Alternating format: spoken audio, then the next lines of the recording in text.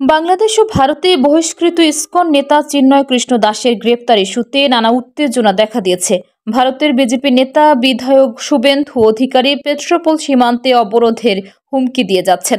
অন্যদিকে ঢাকায় সকল রাজনৈতিক দলকে নিয়ে পরামর্শে বসে অন্তর্বর্তীকালীন সরকার কঠোর হুঁশিয়ারি দিয়ে বলেন, আমরা সকল রাজনৈতিক দল ঐক্যবদ্ধ ও সজাগ আছি।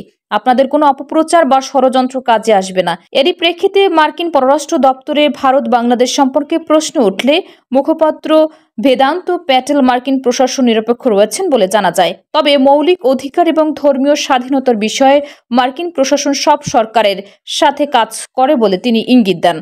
বেদান্ত প্যাটেল বলেন, ধর্মীয় স্বাধীনতা নিশ্চিতের পাশাপাশি যেকোনো প্রতিবাদ বিক্ষোভ শান্তিপূর্ণ হওয়ার পক্ষে যুক্তরাষ্ট্র। এছাড়াও বহিষ্কৃত ইসকন নেতা চিন্ময় দাসের গ্রেপ্তার ইস্যুতে করা এক প্রশ্নের জবাবে মার্কিন এই মুখপাত্র বলেন, এই ইস্যুতে স্পষ্টভাবে অবগত নয় মার্কিন প্রশাসন। মামলা সম্পর্কে সুনির্দিষ্ট কোনো তথ্য তাদের কাছে নেই বলে জানান তিনি।